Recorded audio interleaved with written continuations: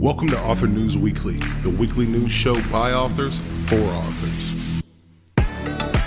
We read the news so you don't have to. Join our panel of best-selling authors each week as we take a deep dive into the publishing world, both indie and traditional. Author News Weekly. Yeah, whatever. Welcome back to Author News Weekly. Thanks for joining us. I'm R.A. McGee, and I have with me Nick Dacker. Sup? Jim Heskett. Oi, hoy. And Pippa Werner. I like oi hoy though. Oi, hoy. That's awesome. Boy. I think I need that on a shirt or something. That's pretty good. That's Oi pretty hoy, Author News Weekly. Ooh, we should make shirts before we go on our Vegas trip. Hoy Yeah. hoy, Jim Heskett, and then Author News Weekly on the back. good. I like it. I like it. So what's going on, guys? How y'all doing this week?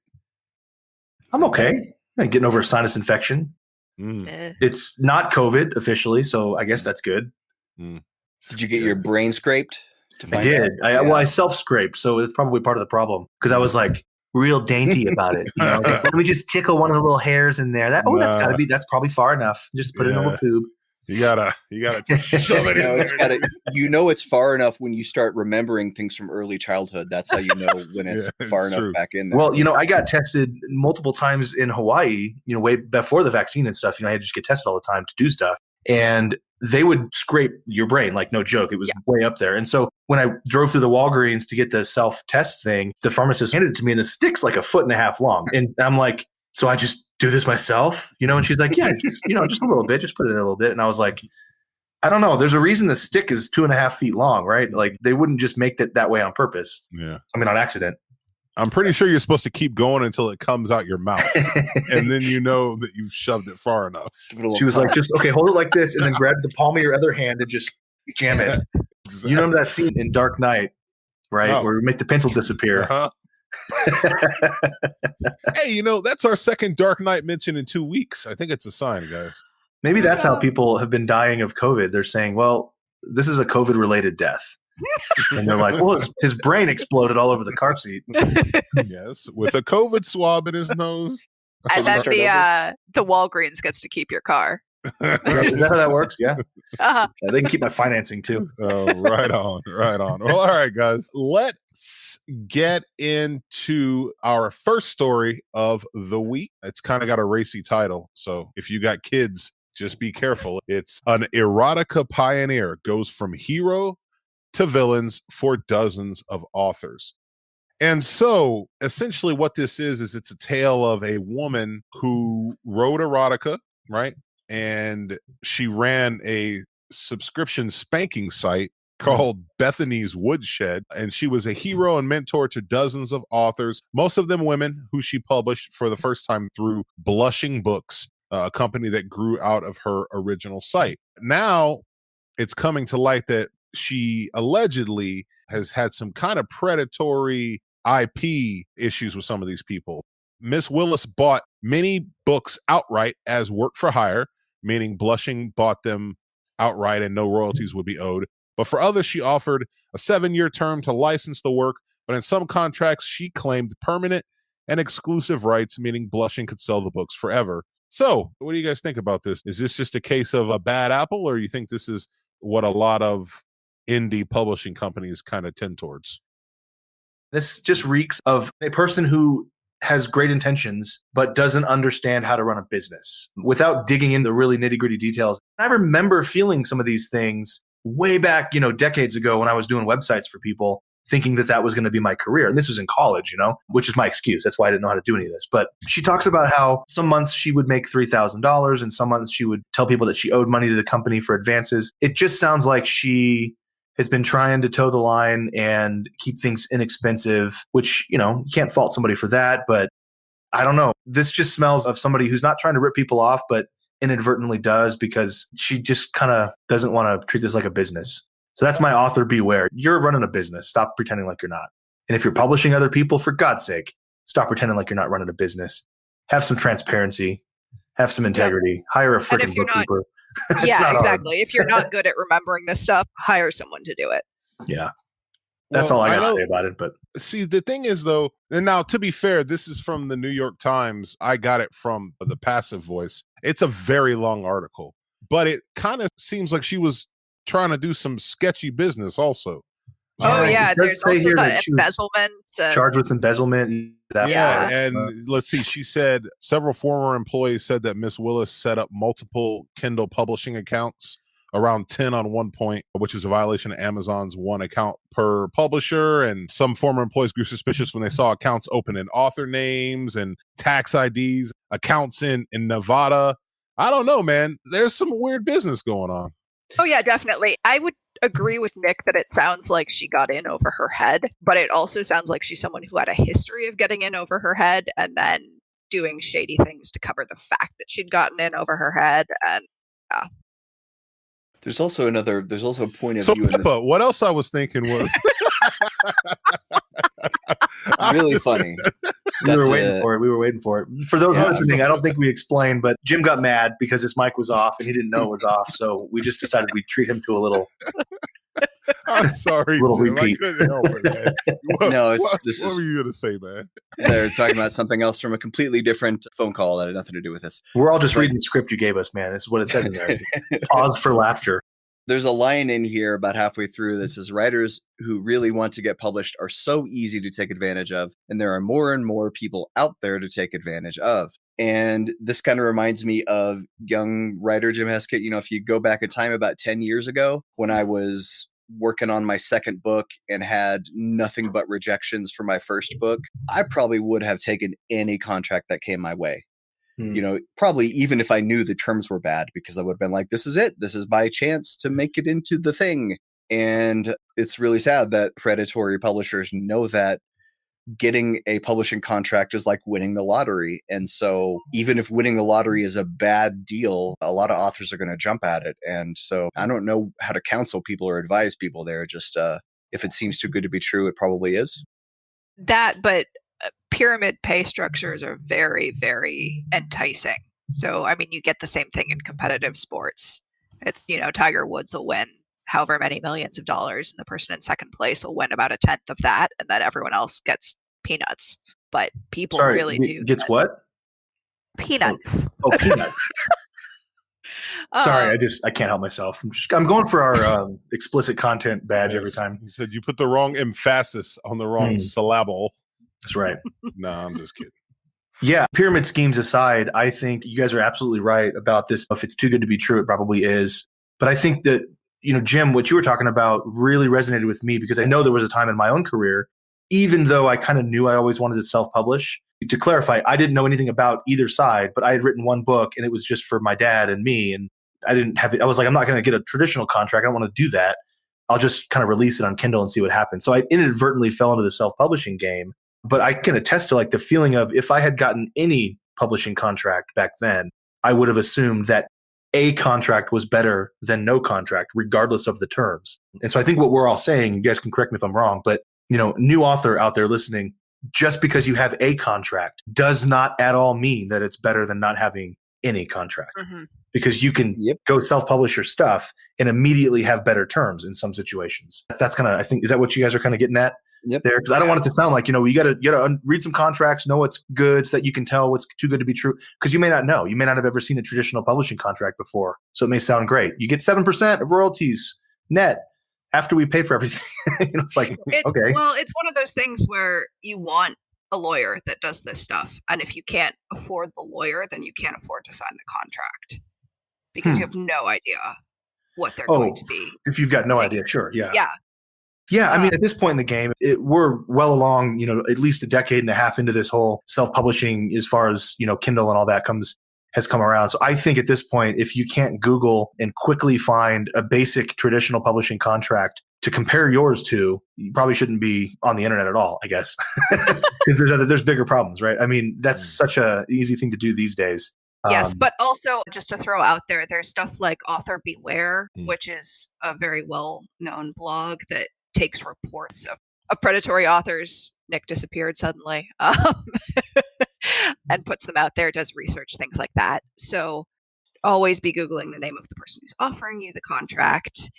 The smaller a publisher they are, the newer a publisher they are, probably try to find out what those people have been doing before that.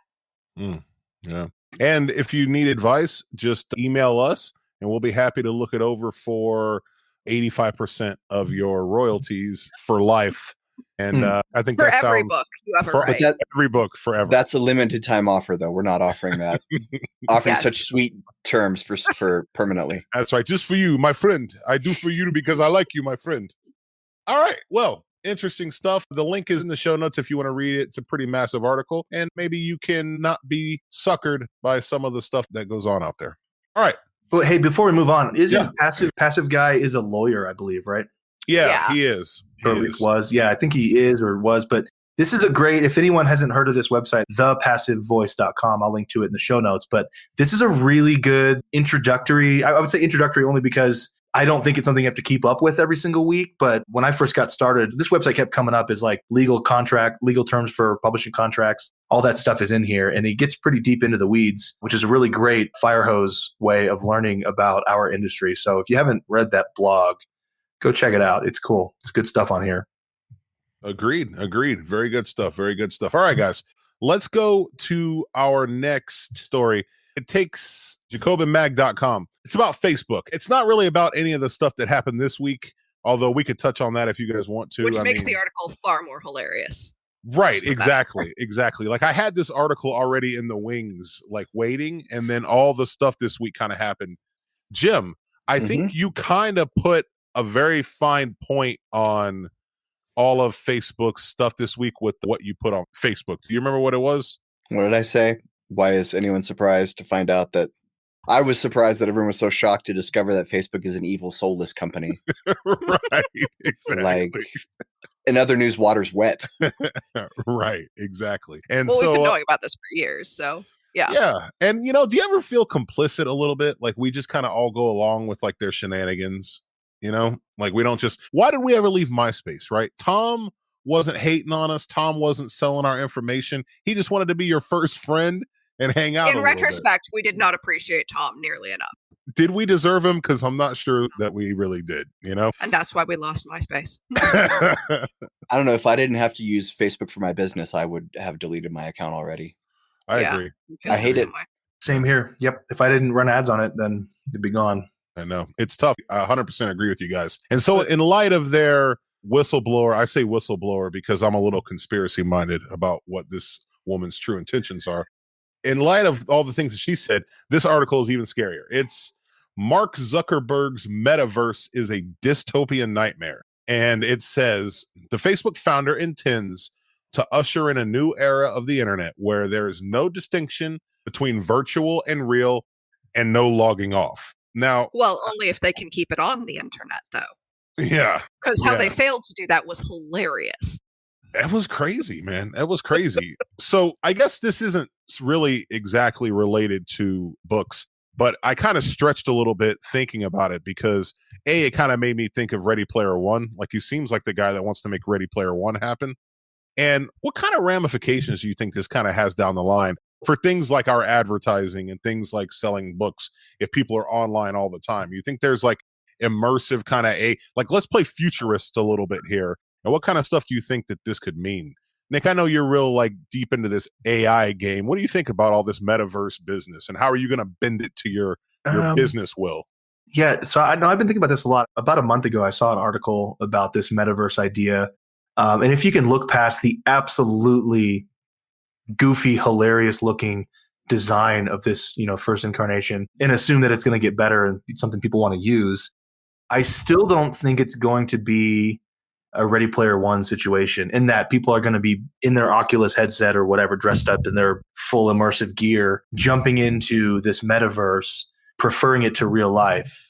Because I think we still have a ways to go with artificial intelligence and machine learning recommendations engines. We're getting pretty good, but we're not there yet. And I think before we get into a place where people prefer doing their day-to-day life in a metaverse or omniverse situation, there's a gap a chasm to cross, if you will. That said, just like we have now, there will be specific instances where this will be really compelling, like video gaming. I think we've been at the cusp of decent to good VR in gaming for many, many years. And I think we're finally getting ready to jump that chasm so that it's actually more fun and more immersive to be in VR for games. But general daily life, I don't see it happening in the next 10 years. I don't know. I don't know if I'm excited or not. What do you think, Pippa? What do you think about all this? Are you going to plug the jack into the back of your head and just go into the Matrix, or are you hesitant about this? I'm immediately going to lose the jack. My toddler is going to run off with it. I will be spared. I think it's probably just going to happen very slowly. Yeah, it's little things are going to come up, but it's difficult. There's a lot to digest in this article, and I don't want to be all doomsday about it. But also, the fact is that we're streaming a lot more information right now than I think our brains were equipped to handle on the regular. And that's going to be an interesting addition to that issue. Okay. All right, Jim, what about Facebook's inherent soullessness makes the metaverse even scarier?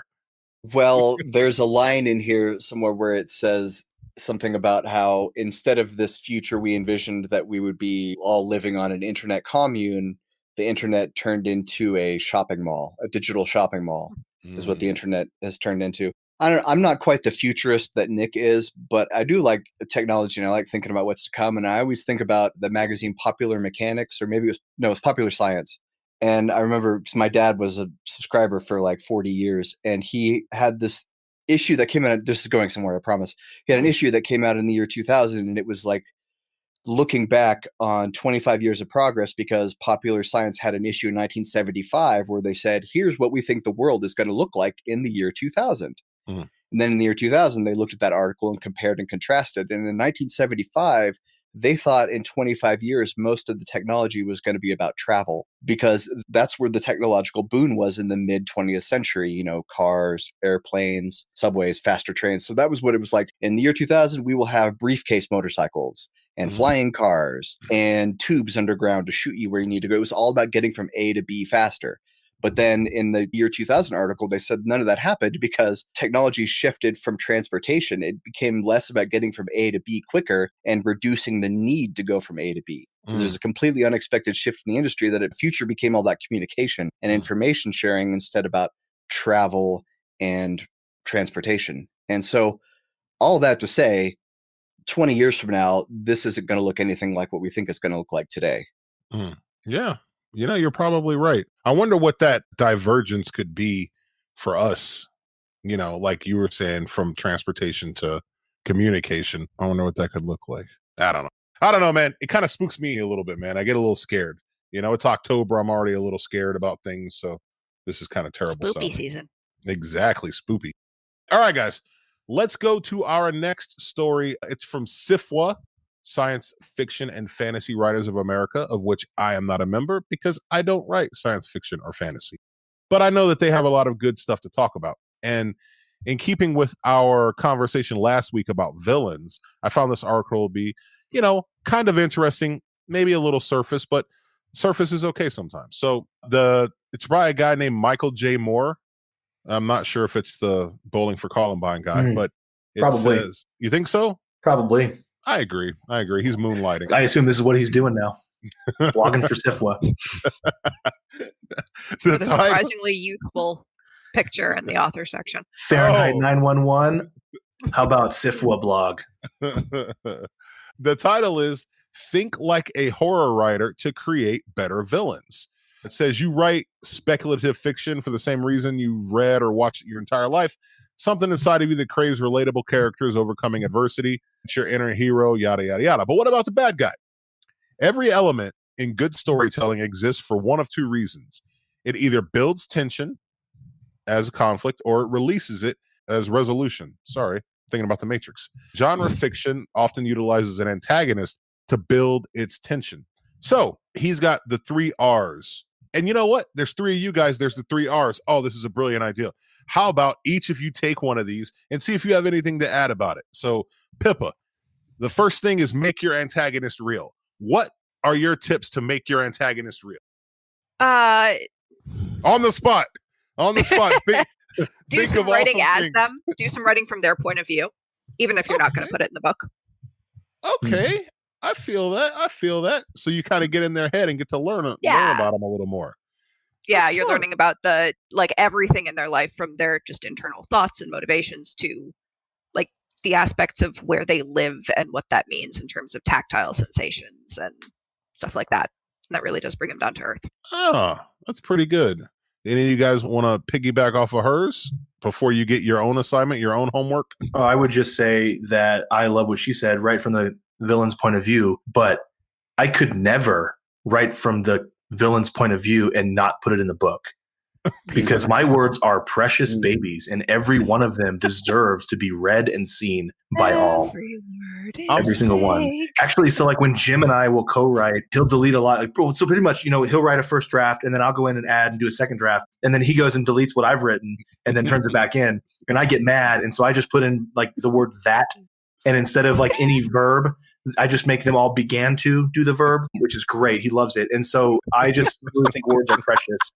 And I will hit that 80,000 word mark deadline no matter what, even if that means that I have to do that thing that he hates. That I have to begin to add in words. Anyway, that's all I add to it. I do what Pippa says all the time. It's easier for me because I write in third person point of view for most of my stuff. And so I can easily add in some villain scenes and have them nefariously doing things in the background. Does anyone else have a whole bunch of scenes that they write for the book that like end up not going in? Oh, gross. You're hurting me. Stop. I do. Stop it. No, Never. I do. Because No, they end up being short stories. I can't not use them. They have to be published. Otherwise, I feel like I'm wasting my time. Yeah, no, it happens to me. Like I'll write things and then I'll kind of read over them and just be like, this really isn't doing anything here. Like it's not advancing anything. It's just kind of a waste. And then I'll hack it out. But I never erase it. It still lives in a file on my computer. Oh no, I don't erase them, but there's some that I write without even the intention to put them in the book. And then I call them my own headcanon for my series. And people are like, but you're the author. I don't know. It's not in the main canon. I have a headcanon, but it's a different thing. Yeah, okay. Explicit rating. So next up, let's let Nick calm down after his headcanon a little bit.